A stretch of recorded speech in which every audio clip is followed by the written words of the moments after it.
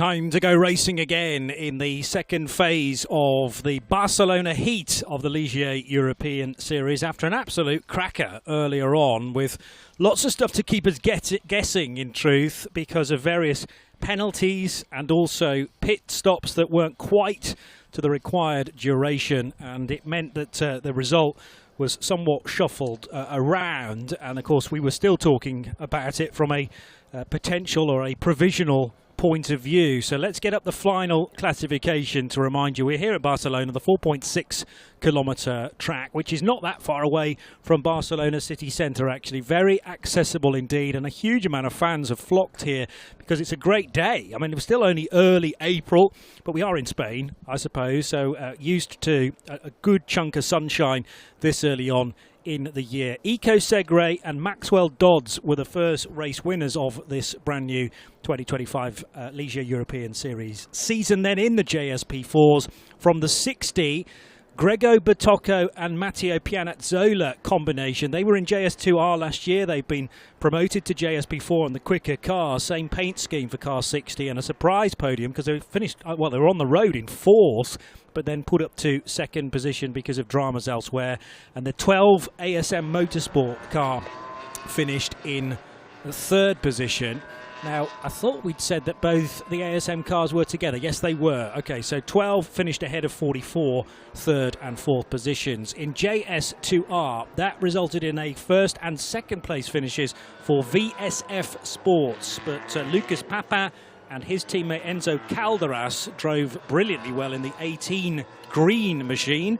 And it was some great timing. We actually thought, Graham Goodwin, that the result was going to be defined by an overtake on the line prior to a third and final safety car, but they all got one racing lap after that. So dramatic stuff. They did, and we got some dramas right at the end. So all sorts going on with that. Here is the starting grid, and it's going to Roman Berkler, who on pace, Johnny, dominated race one, but it simply didn't work out that way.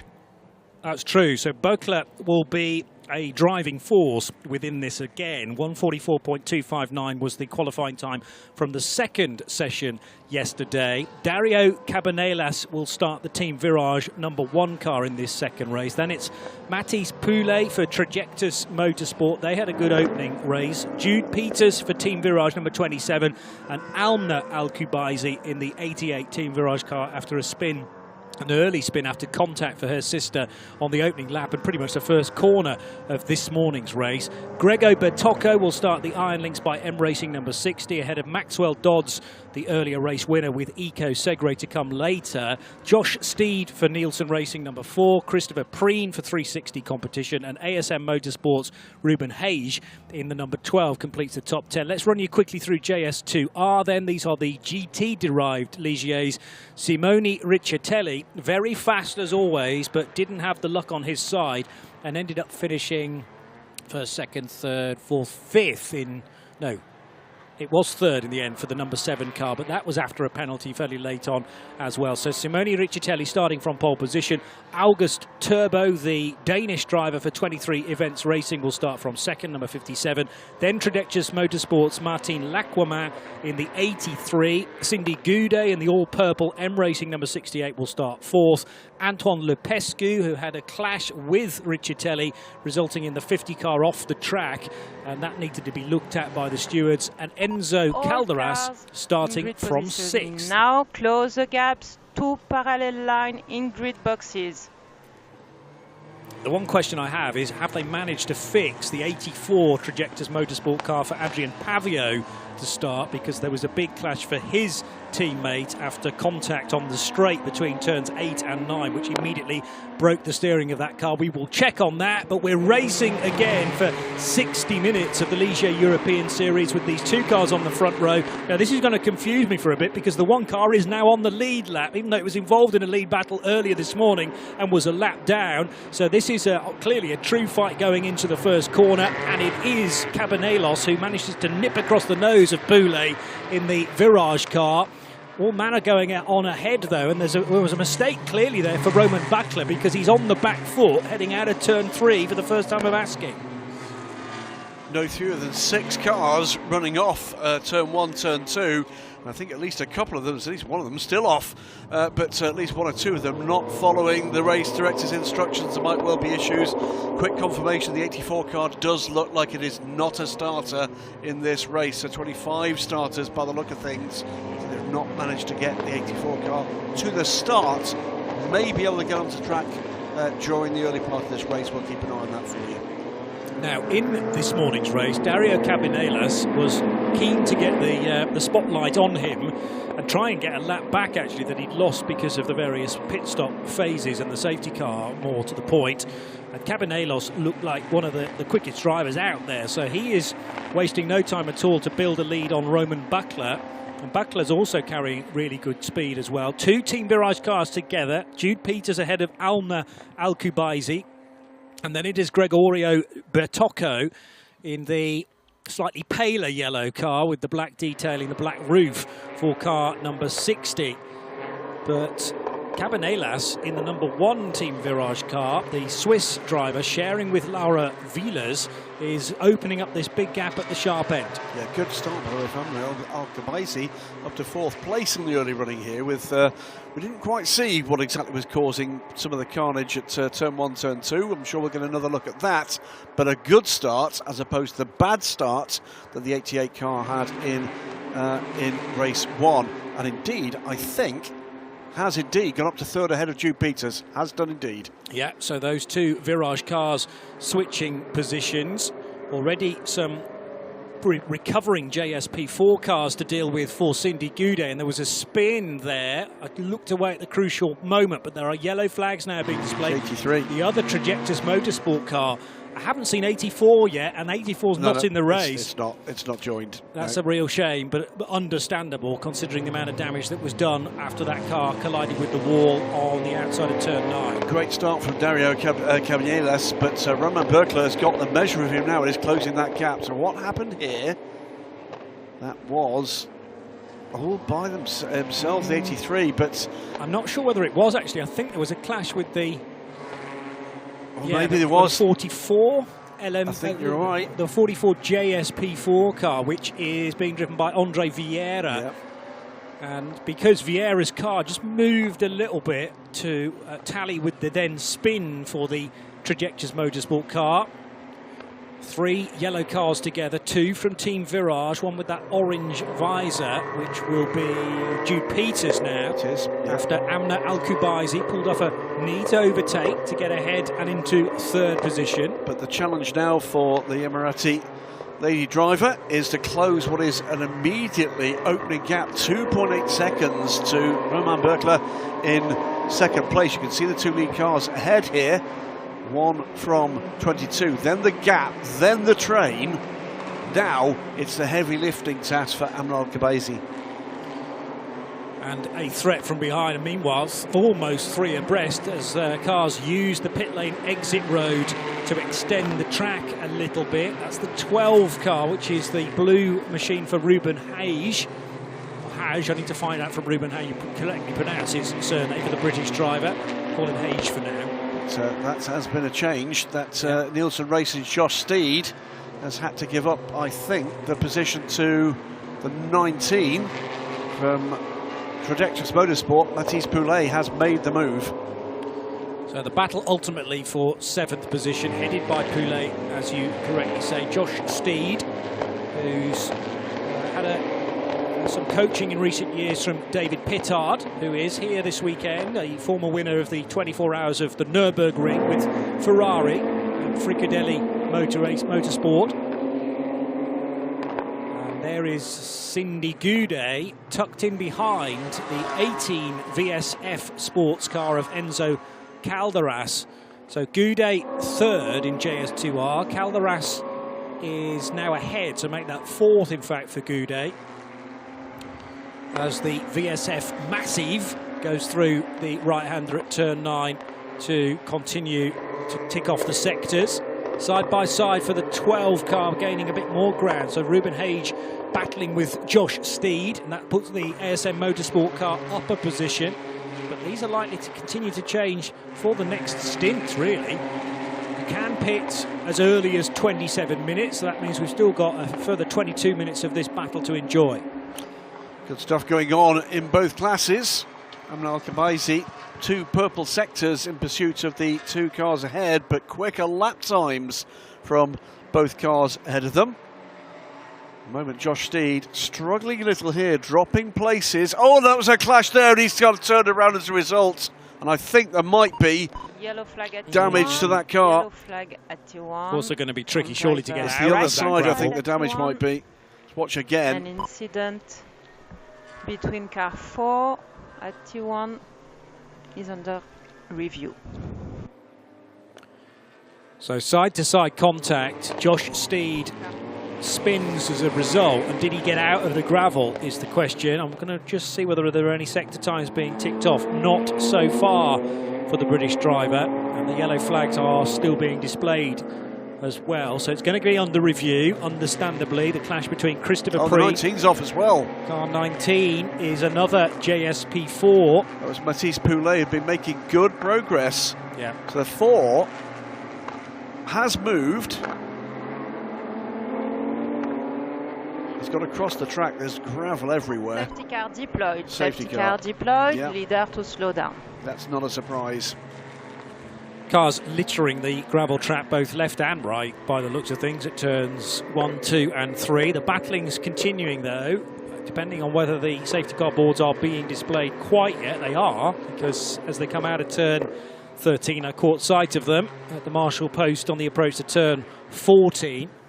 So as the Cupra safety car is deployed, maybe we'll get a chance to work out precisely how many cars are off the road. And So incident is at T1, car at T1, driver left hand side, so bear right at T1. I'm still not convinced Josh Steed has got going again, because we haven't got a sector 1 time for him yet. So is that car still in the gravel? I think he's not in the gravel on the outside. You can see again, this is a replay of the start.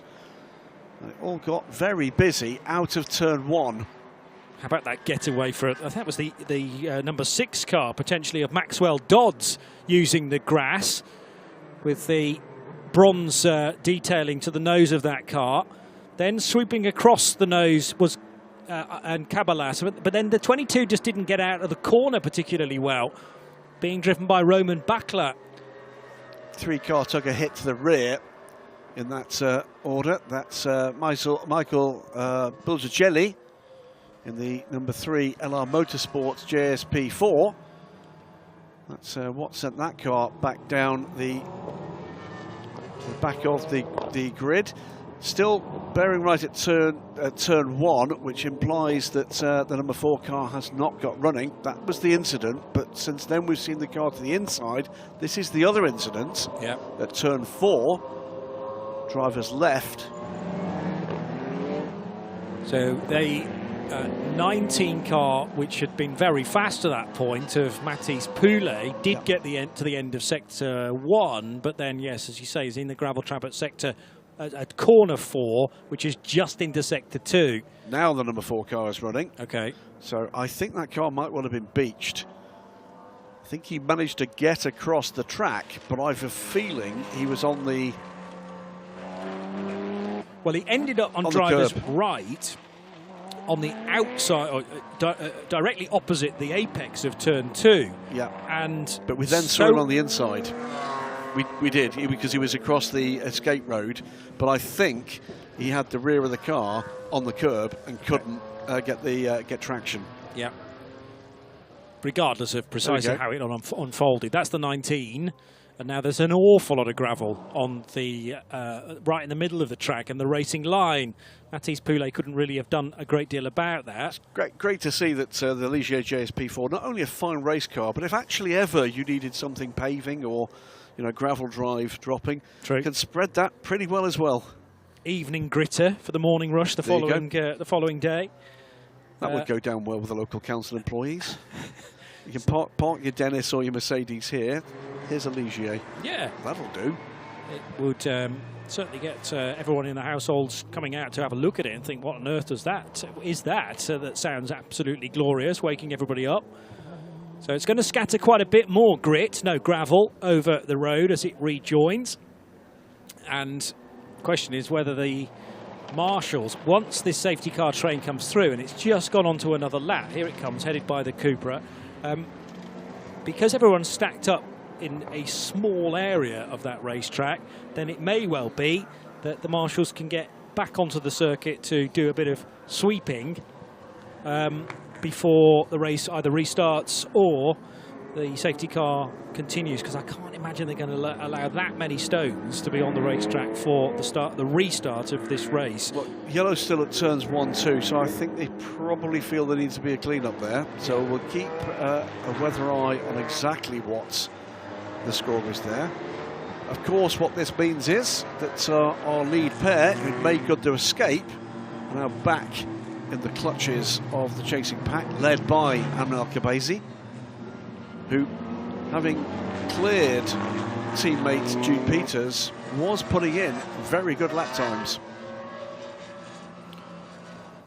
And the 3 fastest drivers potentially in the race are now in the top 3 positions in JS P4. I've been mightily impressed with Dario Cabanelas, even in the earlier race when he found himself a lap down, but was well on the speed of cars around him. You know, when they were battling for what would have been the race lead. He had a good old go at unlapping himself, didn't he? And frankly, that would have been a really good move to make at that stage, because we had further safety cars. But ultimately gave best to the fact that that was not immediately on and did not get in the way of the race leader. It was tough to pass by the 2nd and 3rd place cars. There you go. That's why we're still in the safety car.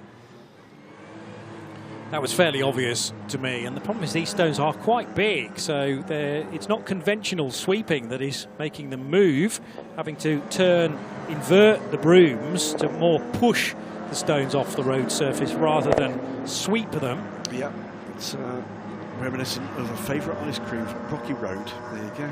Very good, yeah. See what I did there. Dario Cabanelas, 16 years old. Now, he may well have been born in Switzerland, in Lausanne, but is Spanish by nationality, so a track that he could well know very well again, although he came out of F4 France in the early stages. He essentially came out of karting, but then a couple of seasons in Formula 4 in France, and then Euro Cup for teams like Santalok and MP Motorsport, so both crews with GT connections. Worth actually mentioning, by the way, we got the 19 car back into pit lane after that's off for Mathis Poulet. That the lead car in JS2 R after all of that is the 23 events racing car of August Turbo. He's 11th place, ahead of a batch of 3 more JS P4s led by birthday boy, 69 years young today, Jacques Nicolet. So Jacques making his way back up through the order. So he needs a couple of other cars that are just out of position at this stage as the safety car comes through, but it looked to me like we've got at least one more lap for that clear up, and quite correct, that clear up, because that is not really drivable. Hello. Yes. Future Iron Dame, perhaps? I think so. With the pink headphones. Enjoying her day, and why shouldn't she? The skyline looked a bit gloomy in the background there, behind turn 14. I don't think there's any rain forecast, but that could make some qualifying sessions interesting. It wasn't on my app earlier, but it's been wrong before. Damn it. So it's a nice warm day when the sun is out, but we're still in April, as mentioned, so it's not beyond the scope of probability that we might have a passing shower. We are very close to the Mediterranean coastline. So nose to tail between Enzo Calderas for VSS Sports and Cindy Goudet. They are currently 3rd and 4th in the JS2R division under this first safety car of this race. August Turbo is the other side of 3 JS P4 cars, though. So the HP Racing by M Racing, Jacques Nicolet, as you've mentioned, David Cosenel and Michael Buzzachelli, who is American, LR Motorsport number 3 car, and 13th in JS P4. So that's quite a cushion for August Turbo to be resting upon. Indeed. And we'll be interested to see how things pan out as we get back to green flag running in a lap or 2 more. 2 second-generation racers at least in this order. We've got Simone Riccitelli in his father's team, LR Motorsport, Luca Riccitelli, Riccitelli. Aboard that, and of course the Al-Khabaisi sisters, daughters of Khaled Al-Khabaisi, WC GTR race winner. The Nicolay family showing how to do it, because Jacques Nicolay hasn't retired to run his own team. He's got his kids to do it for him. Clever. So Pierre Nicolay, the head of the family business now, and his sister Elsa doing fine work with her team in the Ligier European Series, and the boost in participation this year has been a real breath of fresh air. We had some great racing last year, Johnny, but what is it, something like 20% increase in grid numbers this year. Yep. And that's good to see. Record full season numbers this year, and I've no doubt more to come, certainly for the race supporting test day at Le Mans, where we always get a big boost from the Ligier JS Cup France. We're about 10 minutes away now from the pit lane window opening. Let me give you the minimum times that everyone has to serve, because yes, a pit stop normally in something like Formula 1 can be done as quickly as possible, but with this entry-level motorsport, or certainly entry-level to European motor racing and longer distance stuff, with 2 one-hour races held on Saturday, then there is a minimum pit stop time utilised, i.e. from pit in and the white line that where the 60 kph limit begins to pit out, you have to be no quicker than, for 2 driver lineups, 105 seconds, for 1 driver entries, 110 seconds. So that's 1 minute and 45 or 1 minute and 50.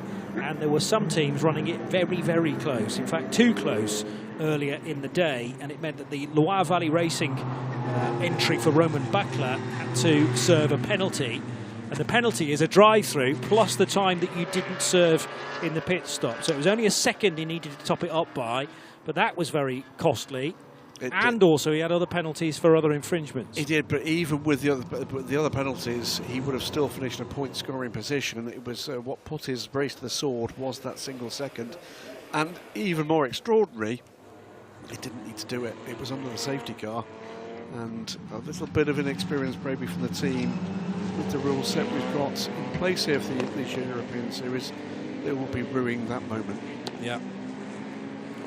I think we just caught a glimpse of Laura Villas standing in the pit lane. I was ferreting around to know precisely, as I say, new faces, new drivers to conjure with.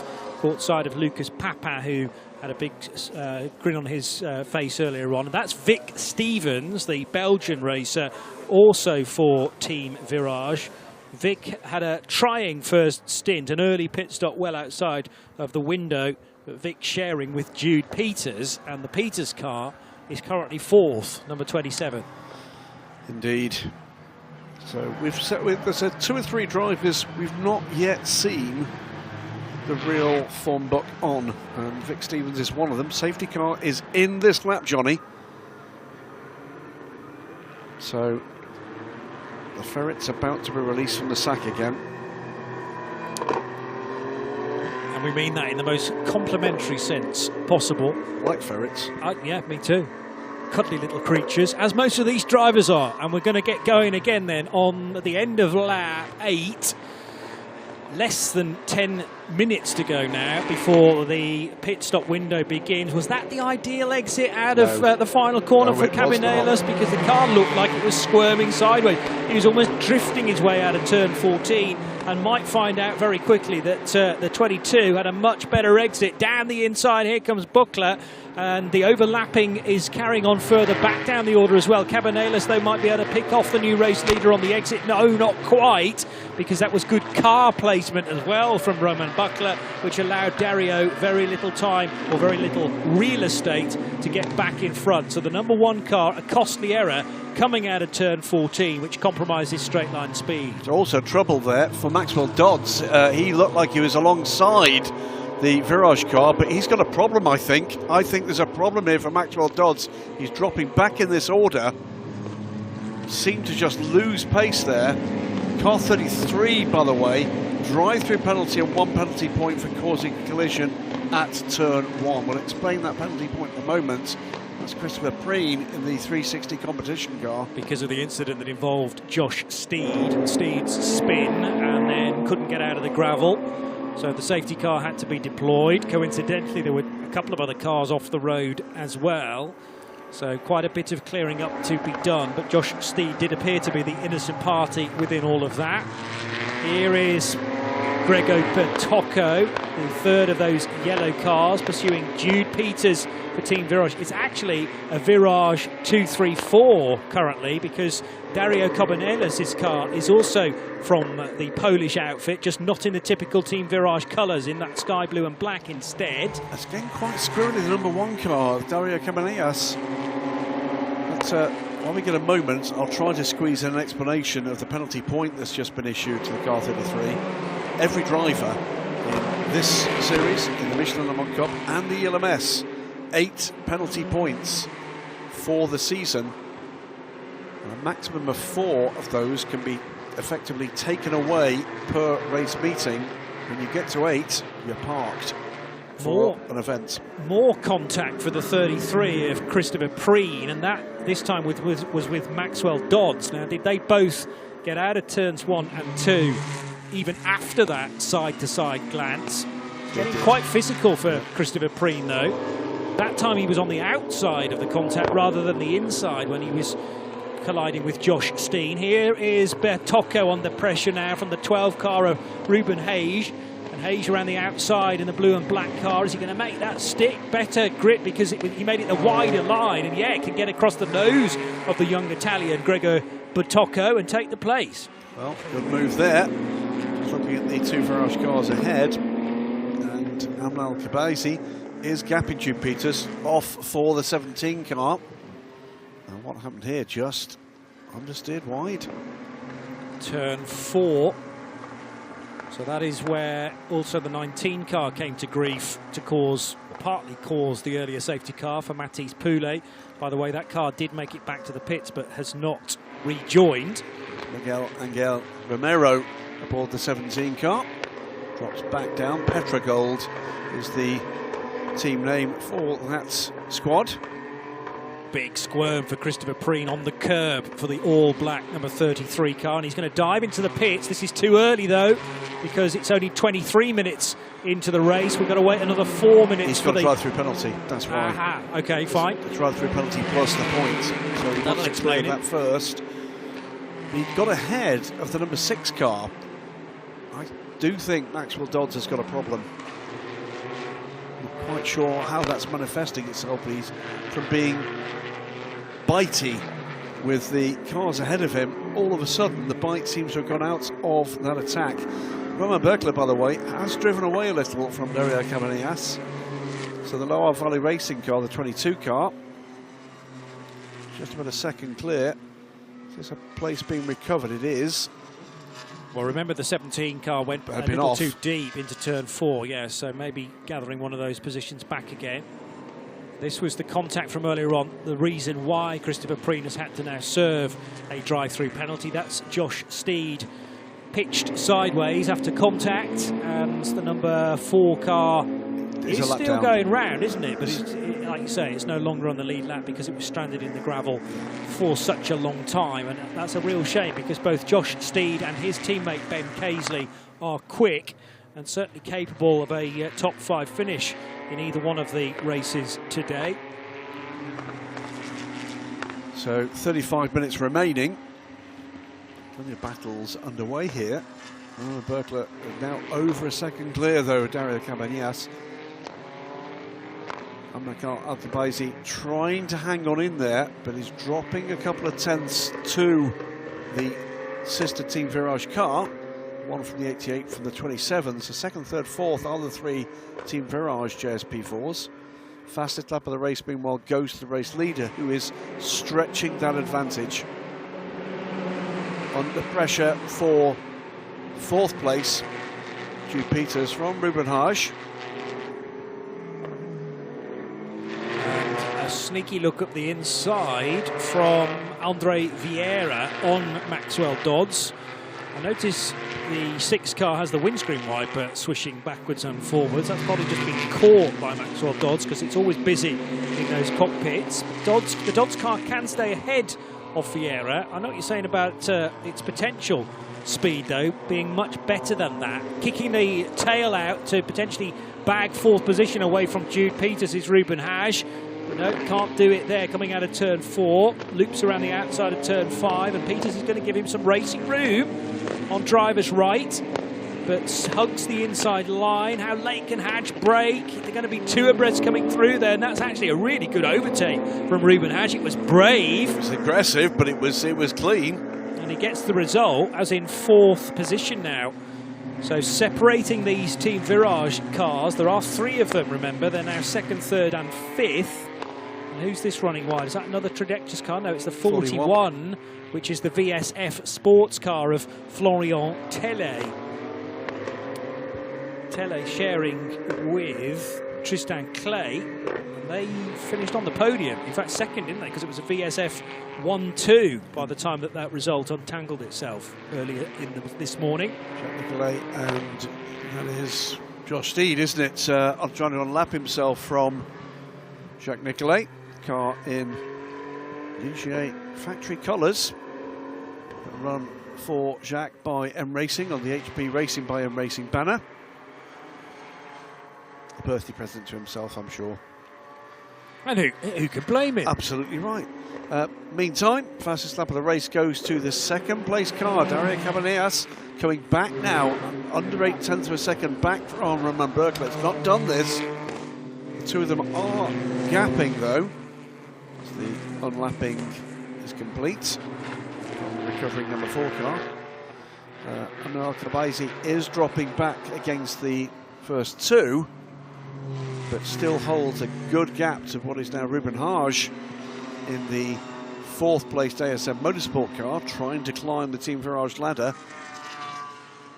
44 on 6. And that was pretty easy to Andre Vieira. Eventually, yeah. So that might again go to the possibility of a slight ailment for the Dodds car. It'll be in the hands of Eco Segre. Well, at any point from this now, because the pit stop window is open. It's been open for almost a minute, but we haven't had any takers just yet. It's a great 1-2-3 battle in JS2R, by the way. 23 Events Racing's 57 car, the all-carbon black car with August Turbo from Simone Riccicelli and Enzo Calderas. So LR Motorsport 7, and then the 18 VSF sports car. That's the 1-2-3. Continuing, by the way, to close in for the lead is Dario Cabanillas, as in comes the 60 Iron Lynx by M Racing car of Gregorio Berdocchio.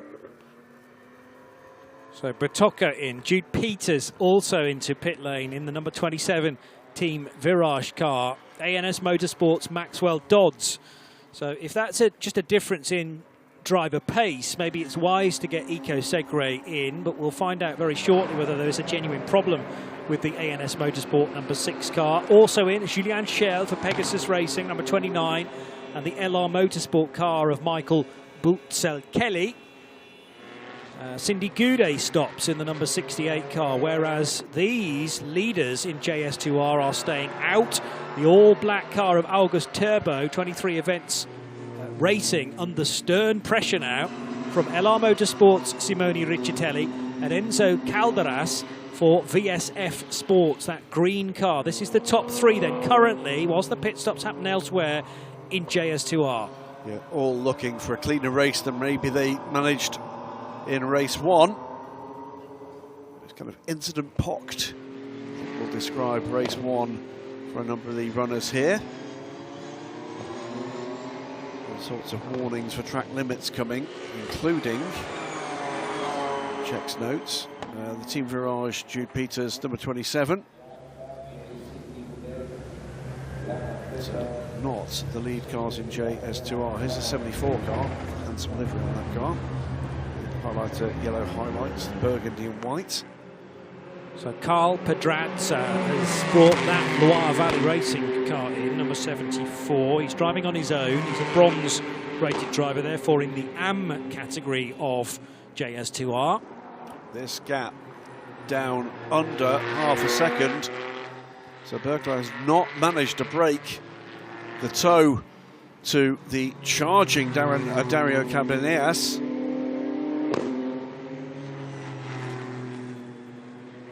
Gap back to Amnar Al-Kubaisi is about 4 seconds, so there's no immediate danger for Cabanillas. And any distraction, more crucially, he can concentrate on trying to get this lead back again from Roman Buchler.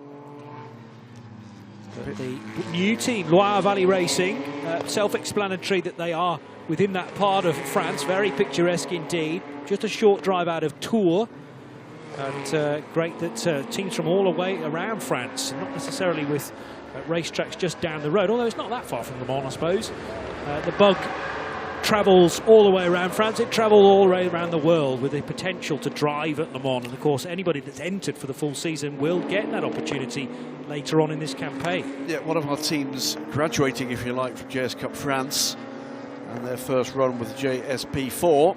First run too, of course, in the Ligier European Series with this young man, Roman Buchler, part of the junior promotion category, and having his JSP4 run funded here. He makes his way to pit lane.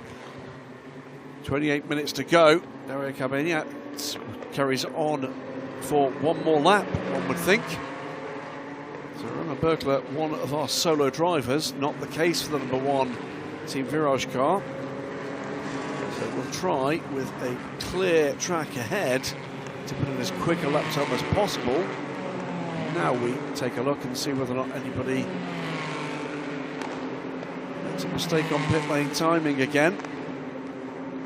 Well, this is where automatically Roman Buchler will lose 5 seconds in comparison to two driver lineups. The same is the case for Portuguese racer Andre Vieira from Portugal. He's a silver, but he's on his own, so he's got to spend 1 minute and 50 seconds in pit lane, whereas those with two drivers, like Dario Cabanillas, well, when he does finally pit, he stayed out, as you mentioned, because he shares that car, can spend 1 minute and 45 seconds in pit lane.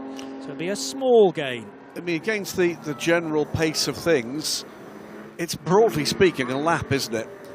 You're on pit lane for, broadly speaking, a quick lap on a JSP4 car. Okay, and thereabouts, in a couple of seconds.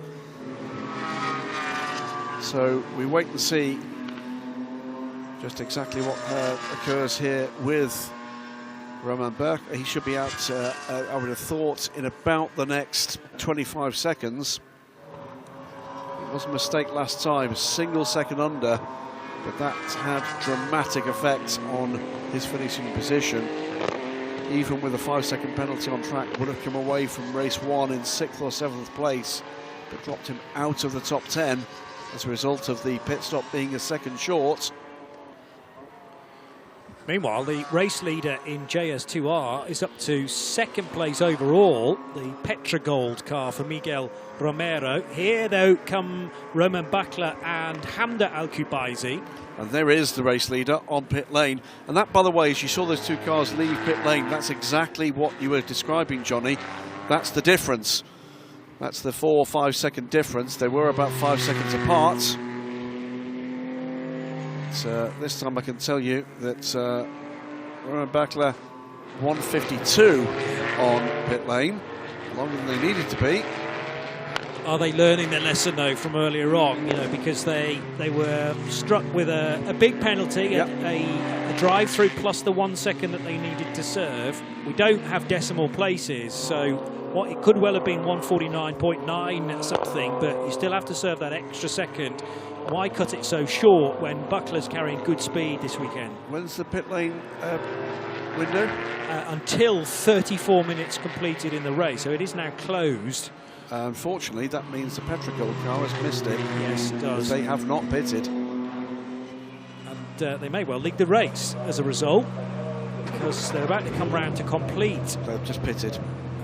They're in now, yeah, but unfortunately, yes, outside of the pit stop window, which, strictly speaking, is 33 minutes, 59 seconds, 0.999. So here comes the 22 car to complete its latest lap. The 1 car, though, is rolling on pit lane from the compulsory pit stop, where in the background is the 22 car, and there it is. That is going to be the gap. It's a closing gap at this stage, but the rate of closure starts to descend from this point. The 94 car is not going to be a problem, I don't think. It's going to be really close here. Yeah. And 22 car up to speed. Is this going to be an opportunity for the lead to change back? It is, and it goes back to Roman Berkler.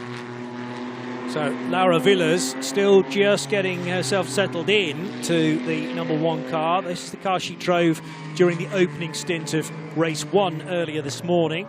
The first half of the Barcelona Heat. It'll be the Ligier Heat in about a month's time at the start of May. Again, 2 races on the Saturday there, but crucial lead change. I think Roman Berkler had in his mind, I want to try and do this as early as possible as the rejoining number 1 car popped into sight. They also need to keep an eye on Laura Villas and her position against Hamza Al-Ghabaisi, who was closing in there. I don't think quite caught the number 1 car, but Team Virage cars have regained 2nd, 3rd, 4th here. So Berkler, now Villas having rejoined in the race lead but slipped back to 2nd. Al-Ghabaisi of the Hamda variety running in 3rd position. Vic Stevens, we caught a glimpse of him without the helmet on earlier on in the race. He's now taken that car over number 27. We're back to a Team Virage 234. Grego Bertocco still labelled alongside the number 60. Now that should be Matteo Pianazzola. So either a timing glitch or a driver ID issue in the car. But I would expect Pianazzola to now be driving the Iron Lynx by M Racing car. Ico Segre did indeed take charge of the ANS Motorsport number 6, and he is currently running in 6th place, but has just done a personal best for that car. And it's going to be interesting to see how much Ico Segre can eke away at what is a significant gap. It's 12 seconds or so to the race leader, but Segre should have the speed to pick off 1 or 2 ahead. Yep, and also the driver with the experience as well as the speed. Ico Segre, pole position sitter for race 1. 2 minutes to go. There is time for more cars to be played in this race. Top 13 cars, all JS P4s. Then we've got a train of 10, basically undelayed JS2 Rs. Again, though, just looking at August Turbo, he is a solo driver, isn't he? Yeah, so Turbo needed to spend 5 extra seconds in pit lane, so. as did Simone Riccitelli. Has done so. But the gain should have come from Lucas Papat, and for some reason it didn't, because they spent the same amount of time in pit lane. Now that could have been a quicker stop, because Enzo Calderas, Lucas Papat in their 2-driver lineup. Could have picked 6 seconds up there, couldn't they? Yeah, they and could. Well, there you go. Again, it's another debuting team. Again, this is part of the game here, isn't it? It's learn the lessons. Where can you take the easy gains in these racing? This is why this is part of a learning curve, a ladder. Don't make the errors, or more particularly in that instance, make the gains where you can cheaply. Yeah, Free in this case.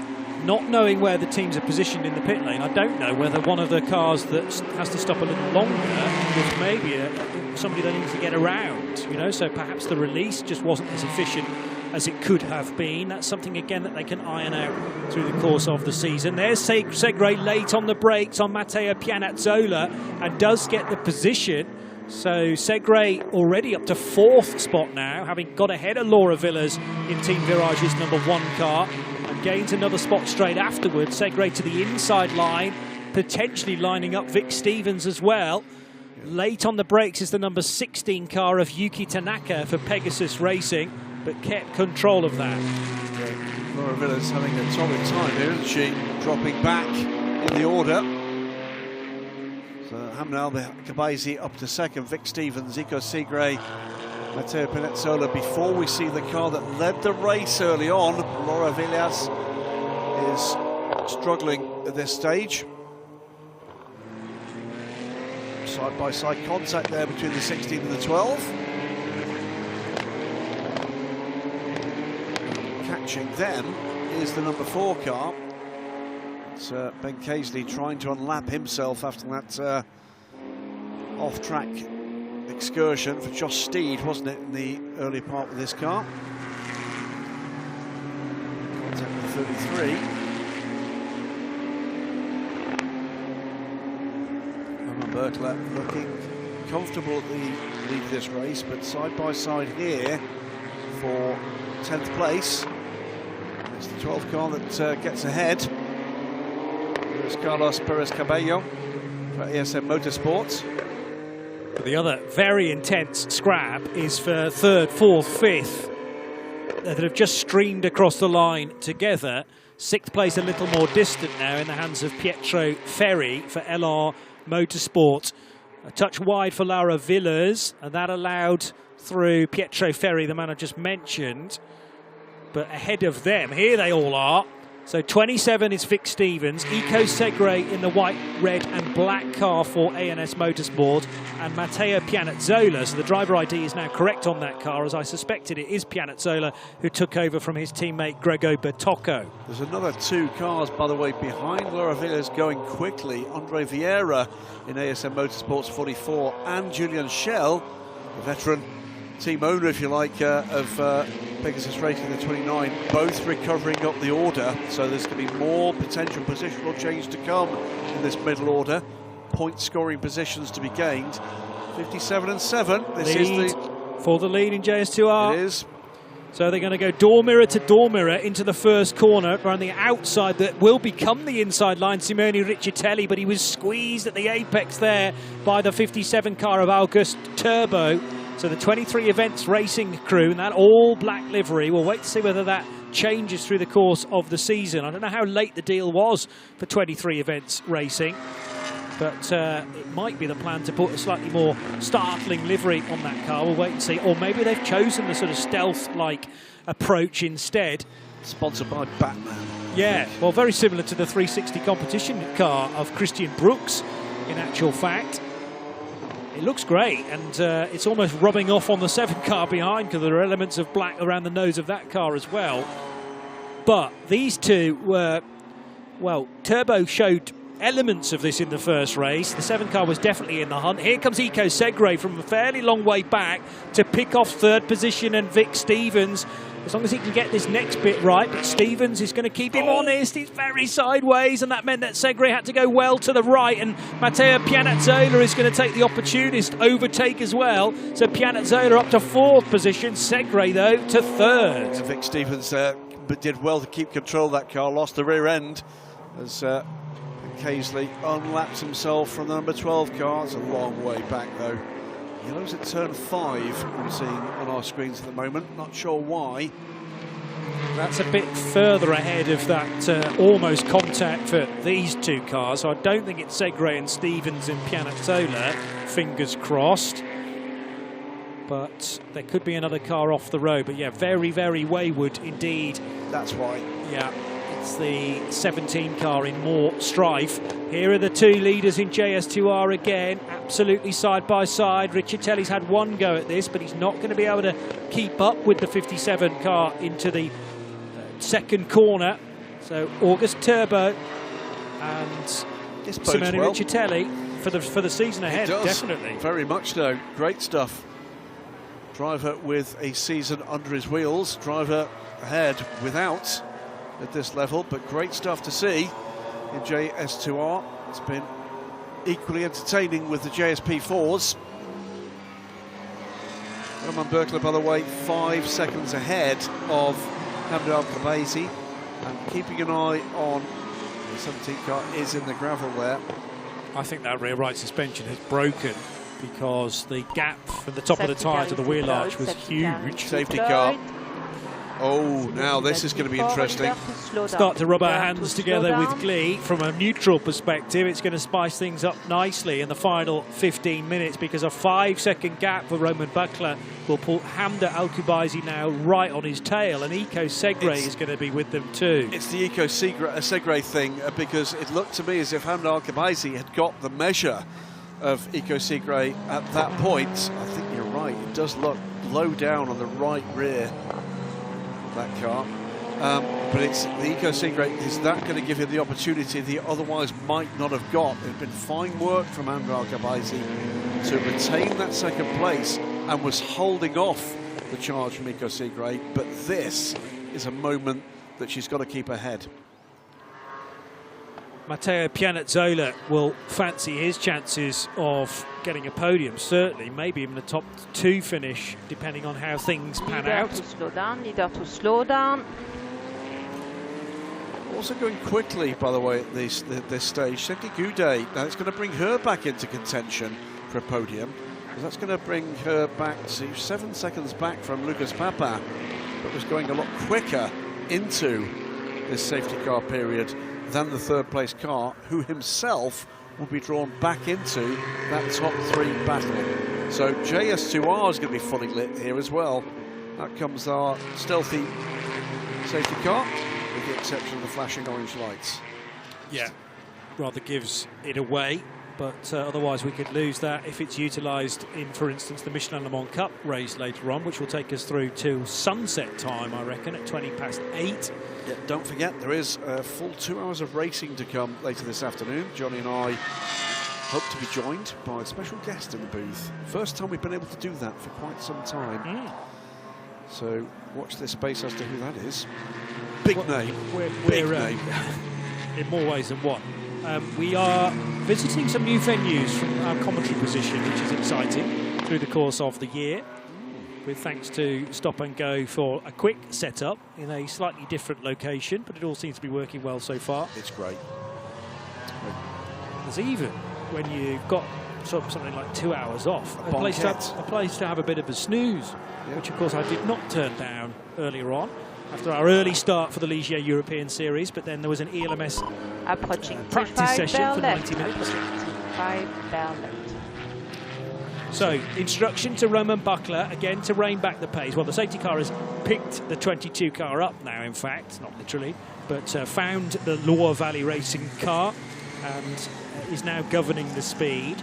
Hamda Al-Kubaisi in her yellow, orange and black Team Virage car running in second position ahead of a Eco Segre fully charged up ANS Motorsport driver. Now remember, he shares with Maxwell Dodds, who we wonder whether they might be struggling through the course of the stint. I think that number 6 car is absolutely fine and potentially now could win this, but it really depends on the defence that Hamda Al-Kubaisi and Roman Buckler can put up in the remaining 11 minutes or so. JS2R, meanwhile, is as close as it possibly could be. Was before we got into safety car, but it's just brought back into play another couple of quick cars, but it's led by the Batmobile 57, that's what I'm going to call it until they paint it something different. The 23 Events Racing car. Again, all cars to burn left at T5. It's the JCB, not Jean-Christophe Briand, but the JCB recovery vehicle. August Turbo, it is in the 57 car, the all-carbon liveried or coloured car from the LR Motorsport number 7, Simone Zelli. VSF Sports number 18 of Lucas Papin, who've been dropping back from that pair, but this will give him the opportunity to see whether or not there is pace to play with. Sydney Goudet also will be drawn back into potential contention. Now we're going to see whether or not there is a problem here for the 17, or whether or not it was just the attitude of the car. That's not sitting level. Doesn't look good, does it? I think a wishbone or a toe link has gone on that rear right. Yeah, I think you're absolutely right. Looks slammed, doesn't it? It looks cool, don't get me wrong, but it's not ideal for racing. No. Maybe on a short oval. But yeah, when you've got several left-handers as well as right-handers, obviously it's a clockwise circuit here, but that wheel arch is going to start to rub majorly on, I think, a still fully inflated tyre. Yeah, Must but at it's this just stage, very, very no. tricky to control. It's going to start to crab for Enrique Cruz. Not exactly cruising to the pit road. Oh, that was a good one. It was a little tenuous, but I wasn't going to pass up the opportunity. I don't think you should. No. So into the final 10 minutes, plus whatever we've got left, because it depends, of course, where the race leader is. And the checkered flag will wait for the overall race leader. Will that be Roman Bakla? Will it be Hamda Al-Kubaisi? Could it be Iko Segre? Or maybe somebody else? We had a really intense fight, perhaps for other reasons, earlier on today.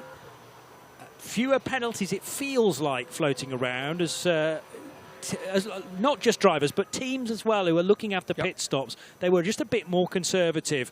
In fact, in the case of Lucas Papin's car, way too much conservative. They lost about 6 seconds there. It's first day at school, isn't it? It's when you open up your pencil box and realise, oh no, I've left the ruler at home. Advise your driver. We have some gravels at T5, slippery surface flag at T5. We have, though, got the ACO sticker book ready to apply that to our pencil cases, haven't we? We have. So that was a good find. Well, it's available, earlier on. the new merch. It's available in both the regular and silvered versions. Snazzy. The ELMS stickers. I've got the silvered ones. Of course you have.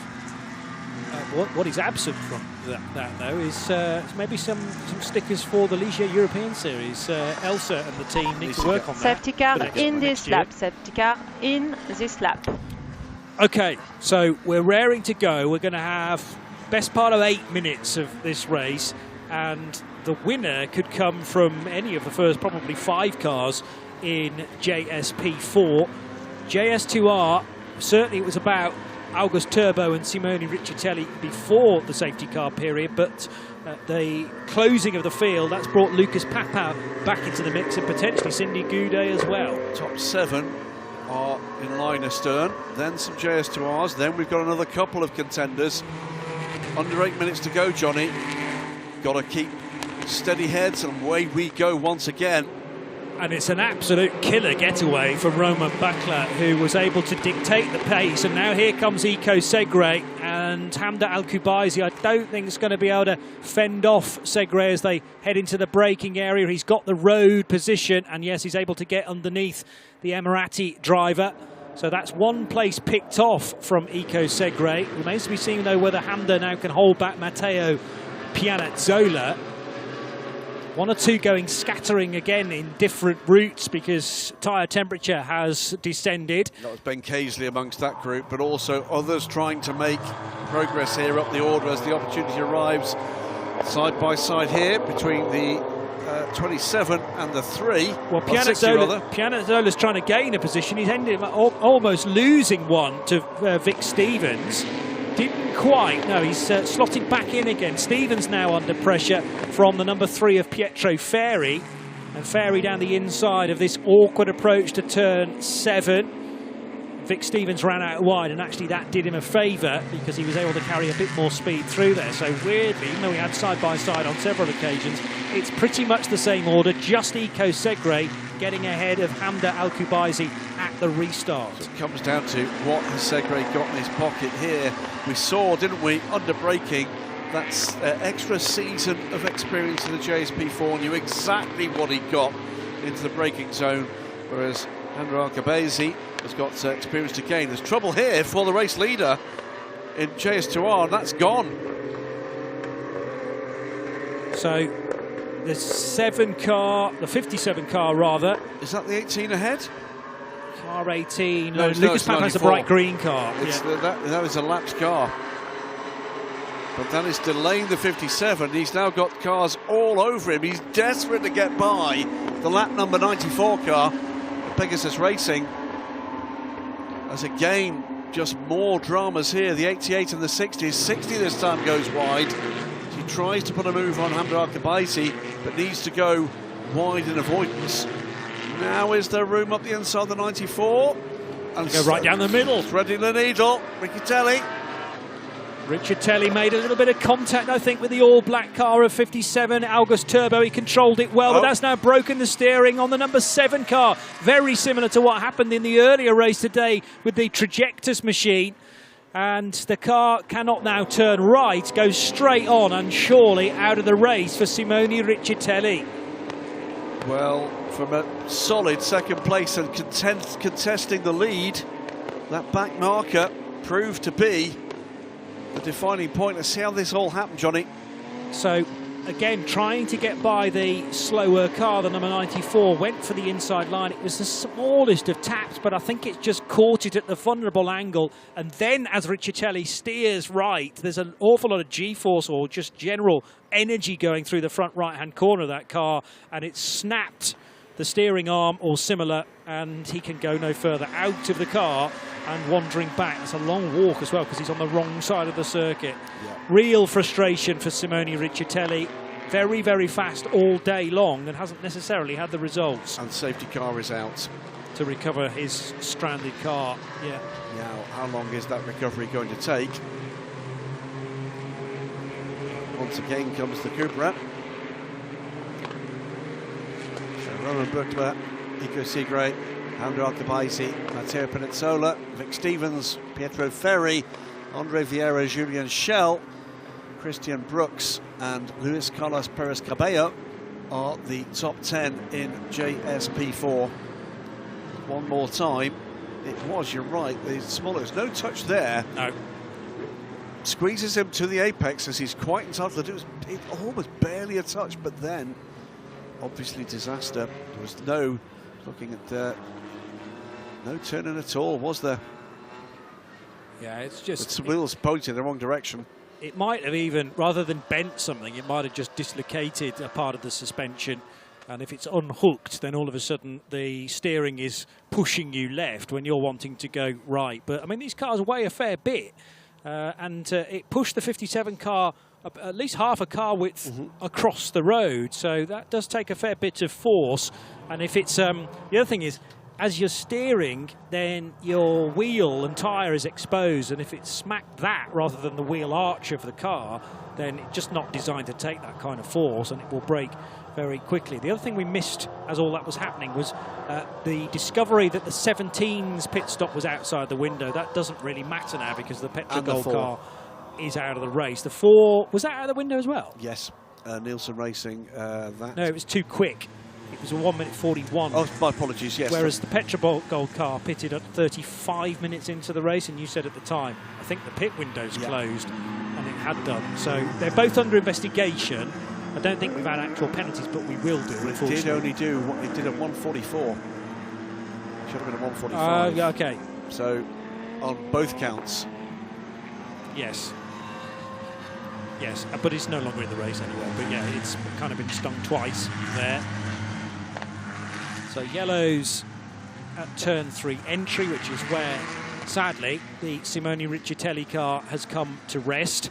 Riccitelli with a podium finish earlier today, but that could have been a little better as well. It was a 3rd place finish for Simone Riccitelli, and I think that 7 car on pure pace could have won the JS2 R category earlier today. So that is why Simone Riccitelli will be so frustrated, as he's left with his own thoughts in that lone walk back to the pit lane. The grandstand that overlooks turn 10 is very nicely populated, I notice as well now. I mean, walking over here this morning and then again after a brief trip back to the media centre, there's a steady stream of people coming from the metro station. Yeah. And I know, I'm told well over 6,000 tickets have been sold for tomorrow. But it's great to see people here making a weekend of it. This is the racing action, of course, for the Ligiers, for Porsche, Carrera Cup France, and for the Michelin Le Mans Cup to follow again this evening. This is not the last race of this evening, remember. So it's been a great day of racing, albeit peppered, I'm afraid, with safety cars in the Ligier European Series as people just get down to learning the code again. So we will, it's the last lap. Yeah, so confirmation that it will end on the safety car unless they allow it to race to the line, but no overtaking, of course, before the line. So this will be, barring any intervention from the stewards and the race director, this will be the result. And Roman Buchler, I think, getting a result that his pace has deserved. It's frustrating from Nico Segre. frustrating for Eco Segre and frustrating for us, actually, because I think that could have been an absolute barnstormer towards the finish. But two drivers that have been definitely picked out as some of the stars for this season. I mean, Segre was there or thereabouts for a lot of the 2024 campaign. He just had a double act that was very difficult to beat in the form of Theo Mikuris and Hayden Chance last year. But he'll continue to perform along with Maxwell Dodds, who is a new addition to the ANS Motorsport number 6 car. So it's a combination from France and from the UK. They'll finish in second place, and a great result for the Al-Kubaisi sisters. Amnar did the opening stint, Hamda the second, and have managed to fend off Matteo Pianazzola, despite stern effort from both he and actually the team car within Virage of Vic Stevens. But it'll be Roman Bakla who will get his championship campaign rolling after a tough first race, lots of speed, but a slight error from the team, maybe then spiralled out of control with some contact at turn 1 as well, resulting in a couple of penalties.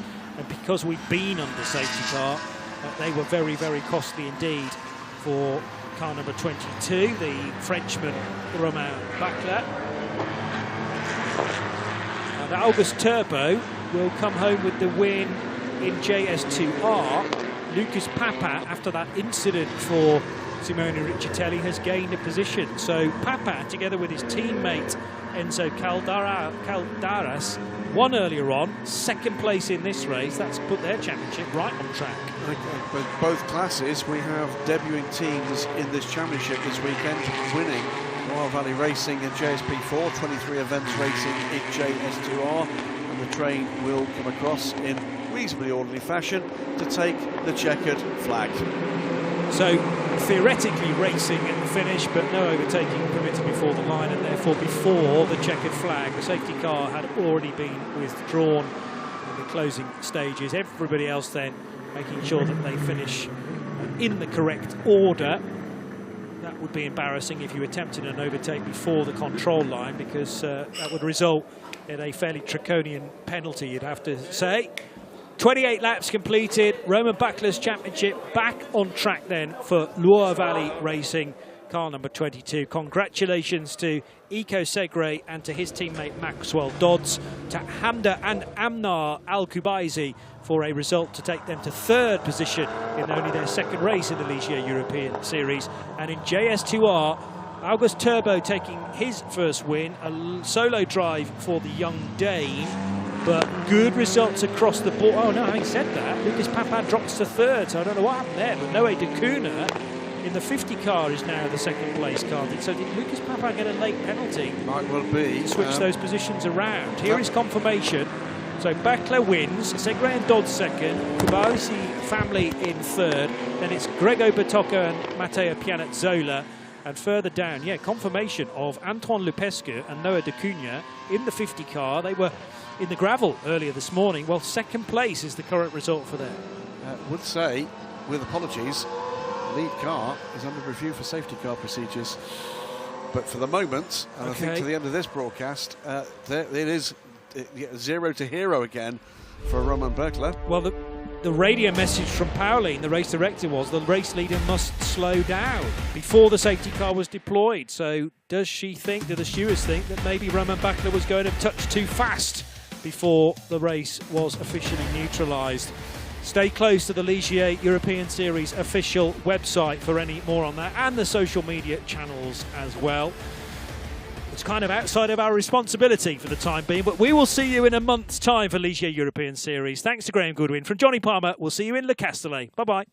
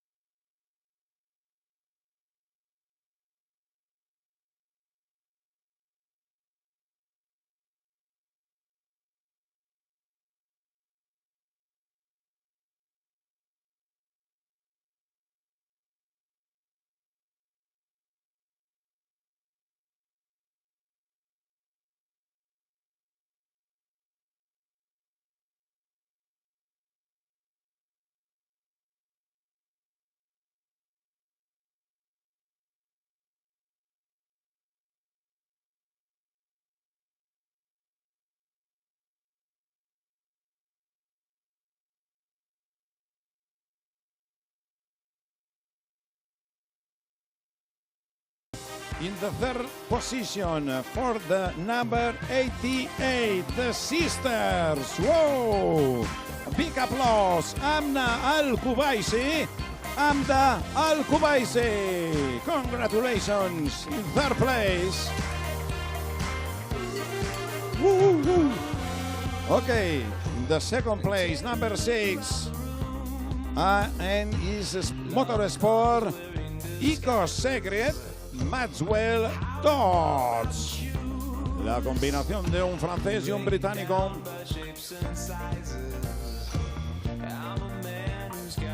The winner, the first podium, the winner, JS P4, number 22, Loire Valley Racing, Romain Boegler. Ok, félicitations pour le pilote français, à tous les teams,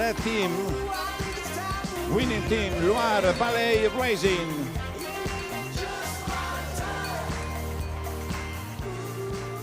In honor of the winner, let's listen the national anthem of France.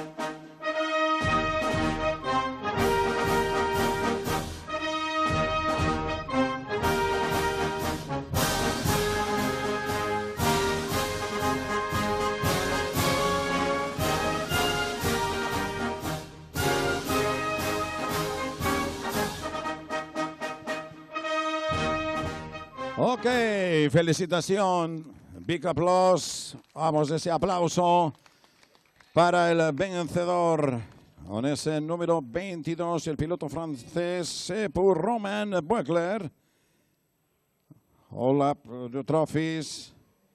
Now please be ready for the photo of the podium. Okay. In the third place, the sisters Amna and Amda Al-Kubaisi, Arab Emirates. The second place, number 6, Eco Secret and Maxwell Dodge, is the new leader, champion, and the winner, 22. It's okay, the champagne shower. It's okay. Sisters. Venga, lo vamos a remojar.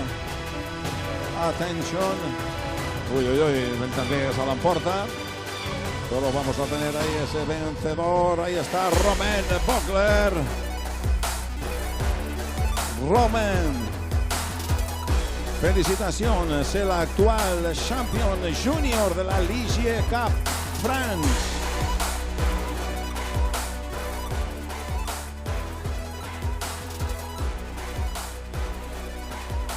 The next podium, JS P4 Pro-Am category. Only winner, the winner number 33.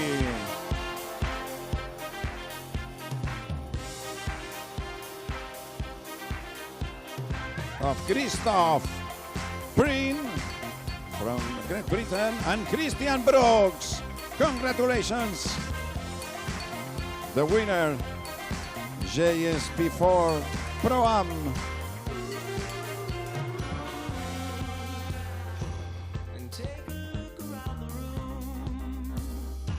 $360 competition.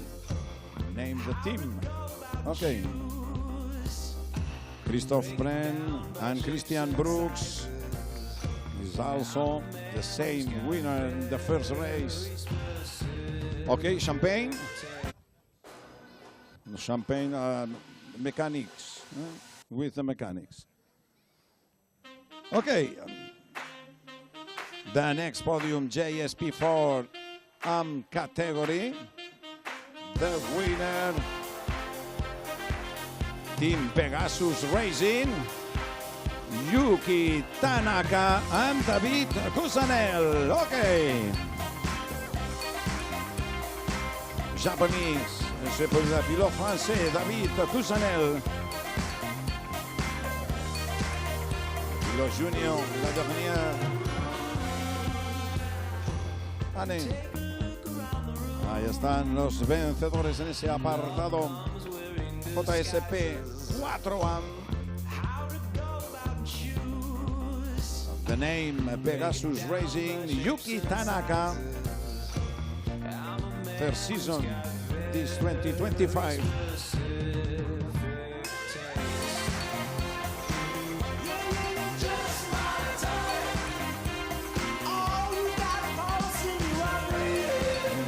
Okay, change category. JS2 R. Podium absolute, scratch absolute overall. In the third place of the number 18. The new bottles, sorry.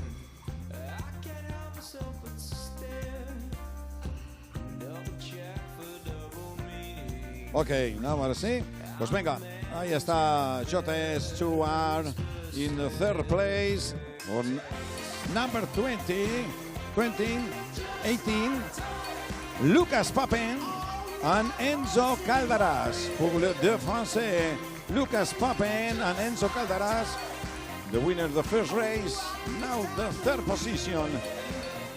In the second place, number 50, les deux arbres. Pour l'équipe française, Antoine Lepesquet, Noix d'Acunha. Ok, félicitations, il venait avec tous les amis, hein? Et toute la famille, toute la famille. Ok, the winner is 2R, number 57, 23 Evans Racing, August Terbo.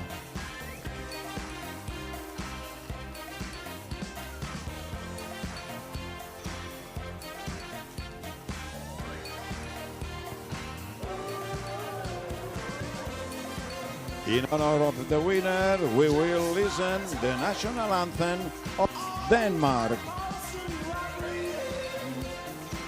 France, le pilote c'est Danemark, l'hymne c'est de l'équipe de la France, la Marseillaise.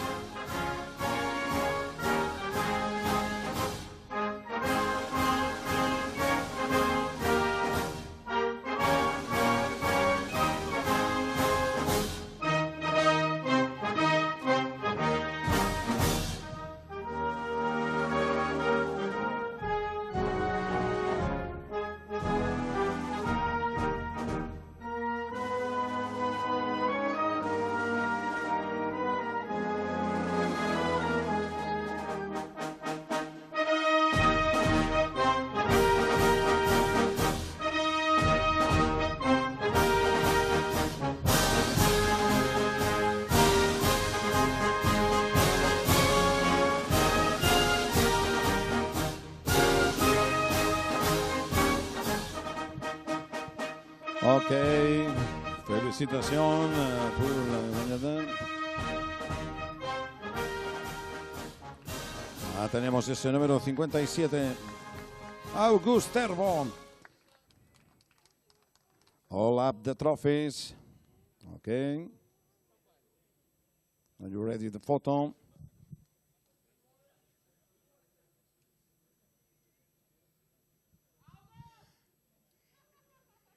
Après les photos, attention, now we have the champagne. Okay.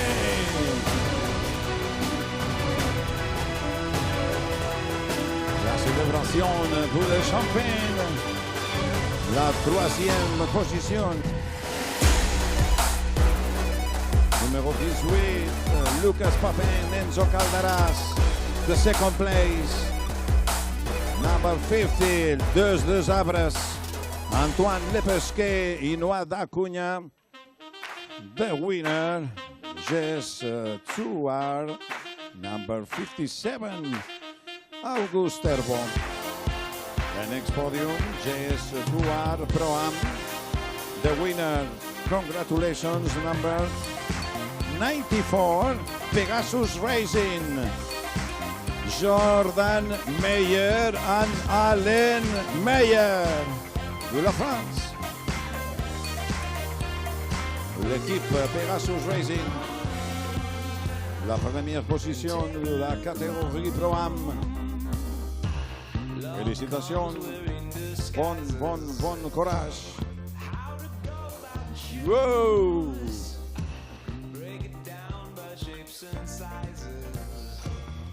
La sorpresa por aquí detrás. Ok, new bottles, new trophies. The last podium. The first race in 2025 season in Barcelona. Ok. JS2 R AM category. The winner, number 41. Florian Taylor, Christian Clay. C'est pour le deux Français. Bienvenue, félicitations. Gagné la catégorie AM.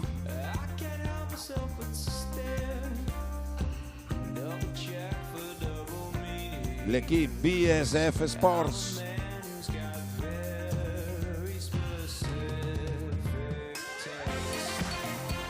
Okay, up the trophy.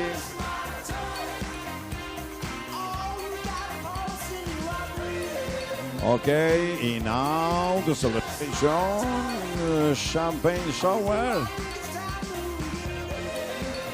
No champagne shower.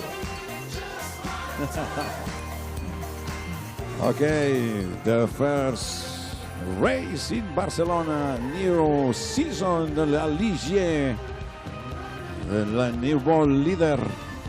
Felicitación, Nico Segret and Maxwell Dodds. Categoria P4. Ok, vinga, doncs, este es el último de los podiums. Este es el único podio que se hace en medio del paddock. Todos los demás